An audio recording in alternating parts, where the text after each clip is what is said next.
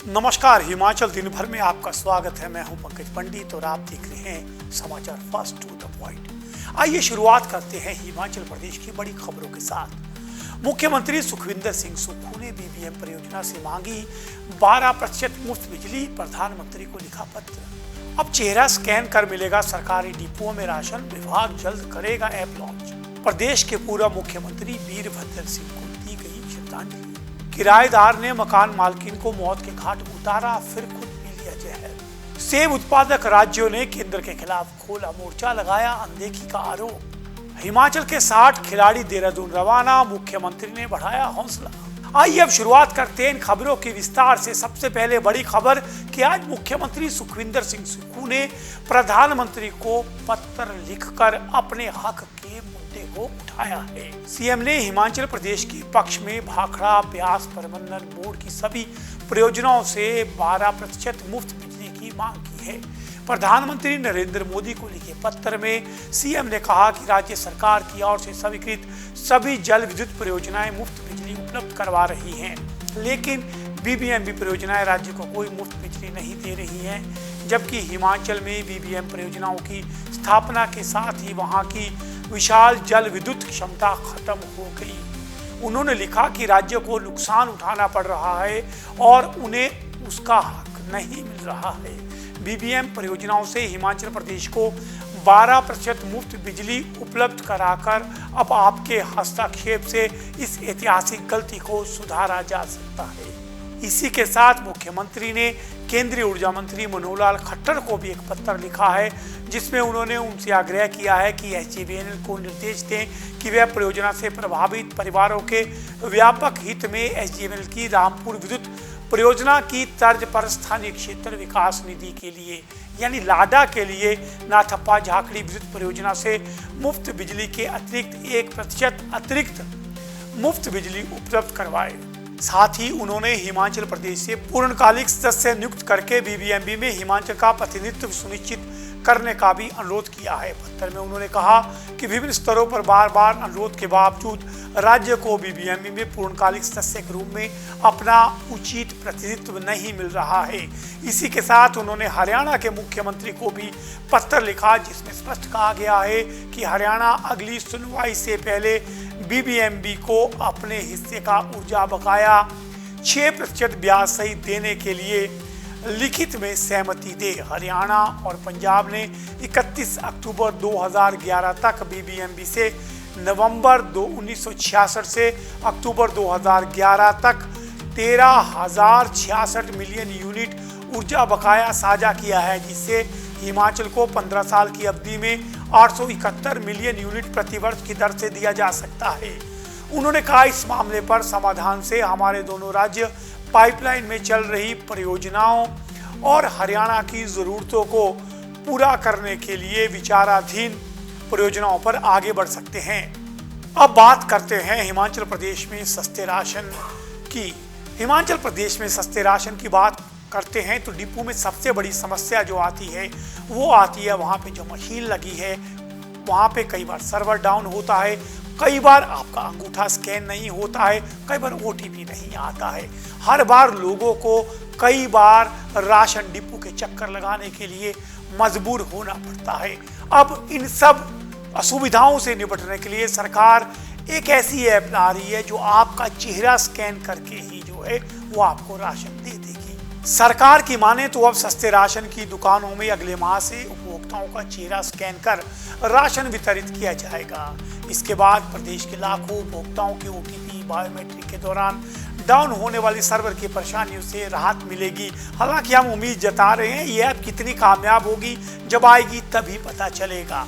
खाद्य नागरिक आपूर्ति एवं उपभोक्ता मामले की ओर से नई तकनीक लागू करने की तैयारियां की जा रही है। विभाग एक सप्ताह के भीतर ही फेस ऑथेंटिक ऐप लॉन्च करेगा। ऐप लॉन्च करने की तैयारियां चल रही है। जुलाई से चेहरा स्कैन कर राशन लेने की योजना शुरू की जाएगी। ऐप लॉन्च होने के बाद ओटीपी और बायोमेट्रिक से परेशान प्रदेश के लाखों राशन उपभोक्ताओं को राहत मिलेगी। डिपुओं में बार बार सर्वर फेल होने की समस्या को दूर करने के लिए इस तकनीक को लागू किया जा रहा है। इससे उपभोक्ताओं को इंतजार नहीं करना पड़ेगा। अब नई तकनीक में राशन लेने के लिए उपभोक्ताओं का चेहरा स्कैन किया जाएगा और आधार से मिलान होने के बाद राशन मिलेगा। ये ऐप राशन वितरण करने वाले डिपो धारक के मोबाइल पर रहेगा, यानी इसके लिए कोई अतिरिक्त मशीन की जरूरत नहीं होगी। ये मोबाइल से ही जो है चलाया जा सकेगा। इसके लिए IT विभाग के अधिकारियों से भी सलाह मशवरा किया जा रहा है। तकनीकी जांच के बाद इसे पूरे प्रदेश में लागू कर दिया जाएगा। ये ऐप एंड्रॉयड मोबाइल ऐप पर चलेगी और आज के दौर में सभी डिपो संचालकों के पास एंड्रॉयड फोन है और उनकी जो मशीन संबंधी समस्या थी उसका भी हल हो जाएगा। लेकिन आपको बता दें, उपभोक्ताओं को सुविधा का लाभ देने के लिए eKYC पूरी होना जरूरी है। जिन लोगों ने अपनी eKYC नहीं करवाई है तो वो जरूर इसे करवा लें, तभी वो इसका लाभ उठा सकेंगे। अब सरकार जो है इस ऐप को लॉन्च करने की तैयारियों में जुट गई है। प्रदेश के पूर्व मुख्यमंत्री वीरभद्र सिंह जी की जयंती पर आज राजीव भवन शिमला में उन्हें श्रद्धांजलि दी गई। आपको बता दें, वीरभद्र सिंह 6 बार प्रदेश के मुख्यमंत्री रहे हैं। कृषि मंत्री चंद्र कुमार, PWD मंत्री विक्रमादित्य सिंह, शिमला के विधायक हरीश जनार्था, शिमला के मेयर सुरेंद्र चांद सहित कांग्रेस के कई बड़े नेताओं ने कांग्रेस कार्यालय में पहुंचकर उन्हें श्रद्धांजलि दी। इस दौरान 2 मिनट का मौन भी रखा गया। पूर्व CM वीरभद्र सिंह का 4 साल पहले 2021 में निधन हुआ था। तब से हर साल उन्हें कांग्रेस दफ्तर में श्रद्धांजलि दी जाती है। इस बार भी उनकी जयंती पर शिमला, रामपुर सहित प्रदेश के कई जिलों में कार्यक्रमों का आयोजन किया जा रहा है। शिमला के रिज पर बीते कल अंतर्राष्ट्रीय स्तर की बॉक्सिंग प्रतियोगिता करवाई गई थी, जिसके समापन समारोह में मुख्यमंत्री सुखविंदर सिंह सुक्खू पहुंचे थे और उन्होंने विजेता खिलाड़ियों को पुरस्कृत भी किया था। अगले कल रामपुर के पद्म पैलेस में चतुर्वार्षिक श्राद्ध का कार्यक्रम भी है, जिसमें मुख्यमंत्री सहित अन्य नेता शामिल होंगे। रिज पर आज ही वीरभद्र सिंह की प्रतिमा का अनावरण किया जाना था, मगर राष्ट्रीय नेताओं से चर्चा के बाद 15 जुलाई को प्रतिमा का अनावरण किया जाएगा, जिसमें सोनिया गांधी, प्रियंका गांधी सहित कांग्रेस के बड़े नेता भी शामिल होंगे। अब बात करते हैं सेब उत्पादकों की। पूरे देश के जो प्रमुख सेब उत्पादक देश हैं, आज उन्होंने अपनी बैठक की और बैठक के बाद केंद्र सरकार के खिलाफ मोर्चा खोलने का ऐलान किया है। शिमला में Apple farmer federation of India यानी AFFI और हिमाचल सेब उत्पादक संघ की संयुक्त आम सभा आयोजित की गई, जिसमें जम्मू कश्मीर, उत्तराखंड और हिमाचल प्रदेश के सेब बागवानों ने भाग लिया। इस सभा में किसानों बागवानों की मांगों और भारत सरकार द्वारा सेब पर आयात शुल्क कम करने के खिलाफ निर्णायक आंदोलन की रूपरेखा तैयार की गई। जम्मू कश्मीर के कुलगाम से विधायक और AFFI के राष्ट्रीय संयोजक मोहम्मद यूसुफ तरिगामी ने कहा कि सेब उत्तर भारत के पहाड़ी राज्यों के लाखों किसानों की आजीविका का मुख्य साधन है। सरकार बार बार MSP देने का वादा करती है, लेकिन आज तक इसे लागू नहीं किया गया। उन्होंने कहा कि मोदी सरकार ने किसानों बागवानों से कई वायदे किए, बयान देने और वायदों में उनका कोई मुकाबला नहीं है, लेकिन उसे निभाना उनके दायरे में नहीं आता। खाद और कीटनाशकों पर कोई सब्सिडी नहीं दी जाती, जबकि महंगाई लगातार बढ़ रही है। कश्मीर में तो फसल बीमा योजना तक लागू नहीं है। अन्य राज्यों में भी किसानों को बीमा का पूरा लाभ नहीं मिल रहा है। उन्होंने आरोप लगाया कि अमेरिका के दबाव में केंद्र सरकार देश के बाजार को अमेरिकी सेब के लिए खोलने की तैयारी में है। इससे देश के बागवानों को बड़ा आर्थिक नुकसान होगा। उन्होंने चेतावनी दी कि यदि सरकार ने किसानों की अनदेखी जारी रखी तो संघर्ष तेज किया जाएगा। 9 जुलाई को देश भर की ट्रेड यूनियनों द्वारा आयोजित धरने में एप्पल फार्मर फेडरेशन भी भाग लेगी और अपनी आवाज बुलंद करेगी। प्रदेश के मुख्यमंत्री सुखविंदर सिंह सुक्खू ने राष्ट्रीय आइस स्केटिंग चैंपियनशिप के लिए प्रदेश के 60 सदस्यीय खिलाड़ियों के दल को रवाना किया। CM अक्टूबर ने इससे पहले सभी खिलाड़ियों से मुलाकात की। यह दल 25 से 28 जून तक देहरादून में आयोजित होने वाली 7 आयु वर्ग की विभिन्न प्रतिस्पर्धाओं में भाग लेगा। CM ने प्रतिभागियों को चैंपियनशिप में उत्कृष्ट प्रदर्शन करने के लिए शुभकामनाएं दी और उन्हें अंतर्राष्ट्रीय ओलंपिक दिवस की बधाई भी दी।